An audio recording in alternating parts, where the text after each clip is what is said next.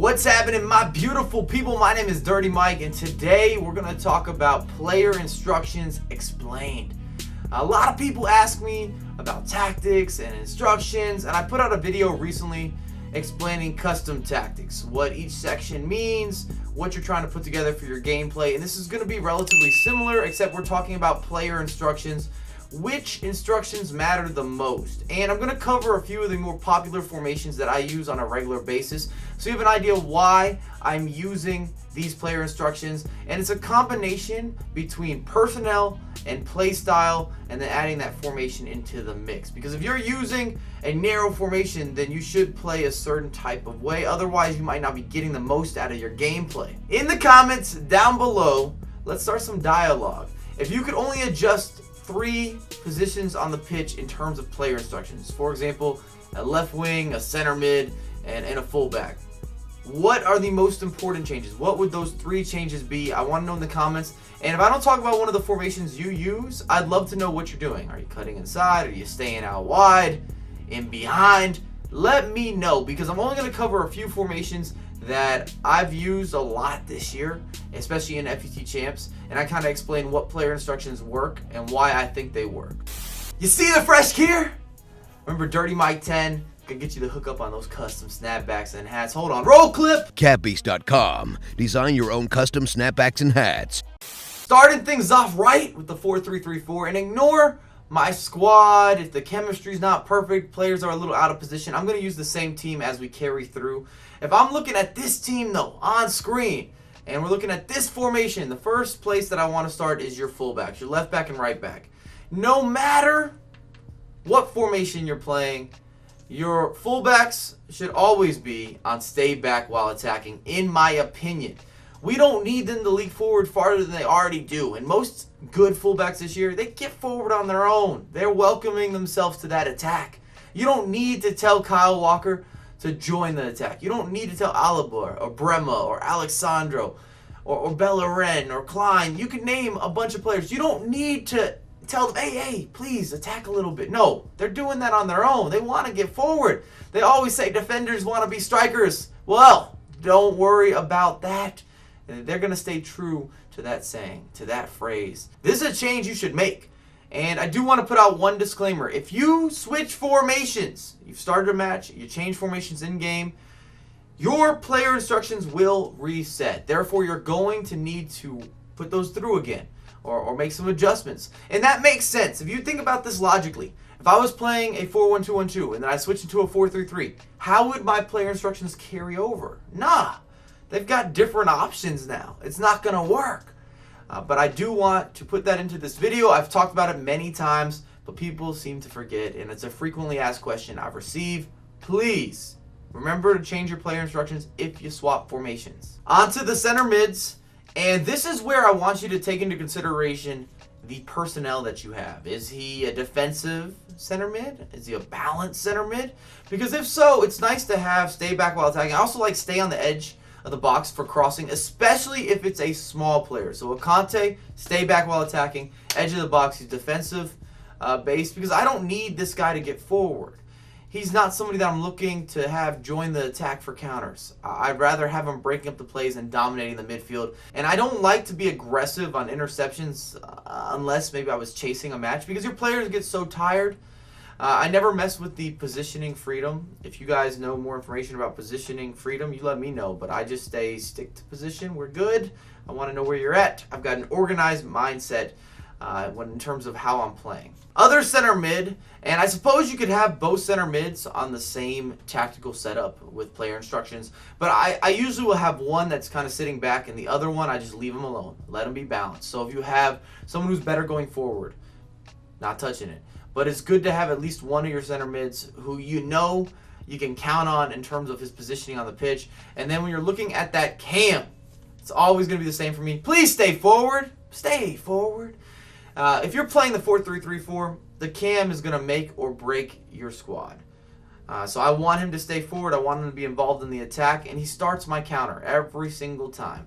He's going to feed the wingers. He's going to feed the striker. He's going to interchange with that striker. A lot of 1-2s can happen there. When we're looking at the wingers, it gets a bit more debatable depending on your personal play style and of course personnel to an extent. But I like to have these guys stay forward because I'm looking for that quick counter.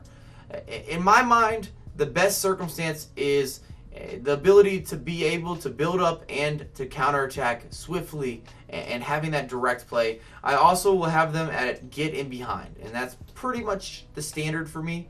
I don't do much adjustment unless I notice something in a match. And that's an area that I want to address in this video. Please take notice when you're playing FIFA. Oh, is this guy stuck too far out wide? Oh, is he cutting inside naturally? Do you need to make those adjustments player instruction wise to tell him what you want? What works best for your team? It's all good to make changes, whether they're gradual or they're major changes. If you're not getting the results you want in FIFA, you can't do the same thing. It won't work. I think that's the definition of being a little bit crazy, being insane. Doing the same thing over and over again and then expecting a different result. And the same goes for FIFA. If you don't like how things are shifting for you, you know you're struggling with your build-up. You know you're struggling with your counter. You know you're struggling defensively. You've got to change something. You have to make adjustments. We don't need to talk about the right wing. It's going to be the same for me that I do on the left wing. Now up top, I normally just say stay central. If I'm using the 4-3-3-4, I wouldn't be mad if you had him at getting behind. But I just wanted to be central because I've already got these wingers. I don't need my striker to make runs to the outside. Now, it's very different when you're playing a narrow formation, but if you're playing a wide formation, I've already got those options. We're good. I just need you to stay central and be ready to receive. You're going to have to be part of the main plan here. You're going to be my goal scorer, my immediate threat. All right. We're getting into the bread and butter, the 4-1-2-1-2. This is actually what I play mostly in the weekend league. Defensively, remember, I'm still keeping stay back while attacking for the fullbacks. Nothing is going to be changed in that department. Player instructions! And we're talking about the CDM. And I believe almost everyone's going to agree. Attacking support, stay back while attacking. That's not your job to go forward. I need you to sit on top of that defense, break up plays in the midfield. Now, the first major debatable is going to be defensive behavior. I've seen people on cut passing lanes, and I've also seen people on man mark. Now, this is a preference choice. Cut passing lanes, he's going to be looking for a variety of passes in terms of his natural positioning. And then man marking, he'll often sit behind a player and then step in front or sit right in front of a player. So they both can work out very similar, but I think it's a debatable, depending how you play and where you're most comfortable. I'd love for you guys to let me know in the comments, what do you play? Maybe I'll do a poll, because this is one area that I see so much variation, whether it's cutting or it's man marking, and I don't think someone's right or someone's wrong. I just think it's all about preference and comfort. On to the center mids, and it's relatively similar to what I was talking about when we're playing the 4-3-3. I like to have at least one of these guys stay back and edge of the box. Even in this formation, I play hold it, stay back, edge of the box, which might not make sense, but I'm basically counting on Pogba being my mainstream attacker. Now, you don't need to do this. You can leave both of these guys alone. They're good, balanced players, but I know they're more prone to get forward. So I'm doing my best to try to give Vieira a little bit of some support. And this is just knowing my play style, where I sometimes sit back and I sometimes pressure. I do that a lot, where I have that sort of balance. Now, if you're an all-out pressure player, I think you don't need to make this change, because they're going to get forward, which will allow you to then press somebody immediately. And that's where I talked about knowing your play style. With the center attacking midfielder, you're not going to see a lot of variation. Always going to be stay forward, and I'd love for him to kind of roam. I want you to be creative. I need you to find the gaps. You're going to make this attack come together smooth, or you're going to ruin it if we're clumsy and it's stagnant and it's stale. So stay forward. You're part of the counter, and it will always be that way. If I have a cam, he's staying forward, almost guaranteed. We've got a special striking partnership. So the question is, what works best? And I have made many tactical moves with my instructions regarding these strikers. So I know what works best for me at this point. Now, when you start with support runs, I don't like stay central and I don't like drift wide.